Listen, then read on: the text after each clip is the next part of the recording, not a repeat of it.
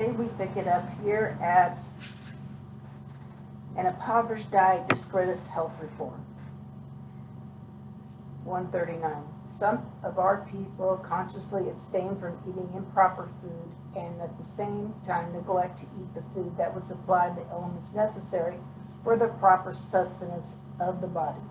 Let us never bear testimony against health reform by failing to use wholesome, palatable food in place of the harmful articles of diet that we have discarded. Much tact and discretion should be employed by preparing nourishing food to take the place of that which has constituted the diet of many families.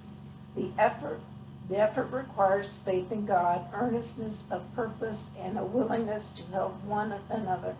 A diet lacking in the proper elements and nutrition brings reproach upon the cause of health reform. We are mortal and must supply ourselves with food to give proper sustenance to the body. Letter 135, 1902, CD 923. An impoverished diet not recommended, 315, 317, 318, and 388.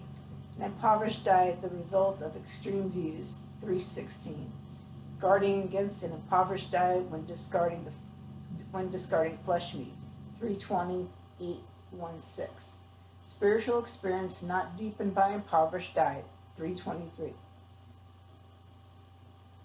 Instance of members of a family perishing for lack of simple nourishing food, 329. 140. Investigate your habits of diet, study from cause to effect, but do not bear false witness against health reform by ignorantly pursuing a course which militates against it. Do not neglect or abuse the body, and thus unfit to render it to God, that service which is his due. To my certain knowledge, some of most useful workers to our cause have died through such neglect to care for the body by providing it food which is relishable and strengthening is one of the first duties of the householder. Better by far have less expensive clothing, furniture, than to script the supply of necessary articles to the table. Christian temperance and Bible hygiene, 58. Counsels on Health, 155, 156, 1890, CD 931. Adjusting the diet to individual needs, 141. In the use, we should exercise good and sound common sense. When we find a certain food that does not agree with us, we need not write letters of iniquity to learn the cause of the disturbance, change the diet, use less of some foods, try other preparations. Soon we shall know the effect of certain combinations have on us. As intelligent human beings, let us individually study the principles and use experience and judgment in deciding what foods are best for us. Testimonies for the Church, 7, 133, 134, 1902, CD 932. Not all can subsist on the same diet, 322. 142. God has given us an ample way of healthful foods, and each person should choose it from the things that experience and sound judgment prove best suited to his own necessities. CD 923.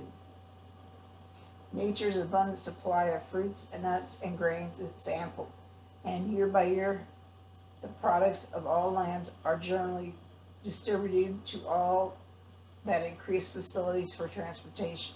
As a result, many articles of food, which a few years ago were regarded as expensive luxuries, are now within the reach of all foods for everyday use. This is especially the case with dried and canned fruits. The Ministry of Healing, 297, 1902, CD 934.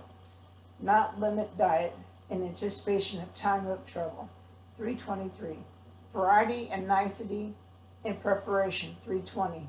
Adequate diet in our sanitariums, 426, 427, 428, 429, 430. No impoverished diet in the White Home. Appendix 18, 7 and 17.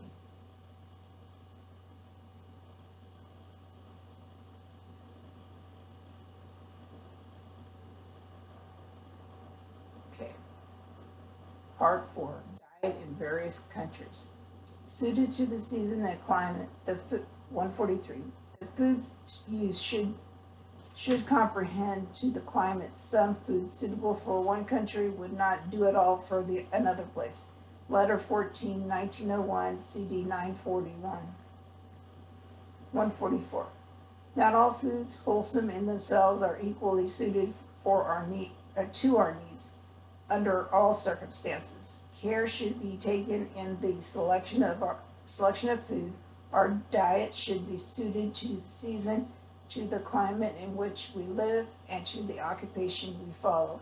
Some foods that are adapted for use at one season or in one climate are not suited to another. Therefore, are different foods best suited for persons in different occupations. Often food that can be used with benefit by those engaged in hard physical labor is suitable for persons of sedentary pursuits or intense mental application. God has given us an ample variety of healthful foods, and each person should choose from it the things that experience and sound judgment prove to be suited to its own necessities. The Ministry of Healing, 296, 297, 1905, CD 942. Nourishing foods found in every land. Let us make intelligent advancement in simplifying our diet in the providence of God. Every country produces articles of foods containing nourishment necessary for the upbuilding of the system. These may be into healthful, appetizing dishes. Letter 135, 1902, CD 943.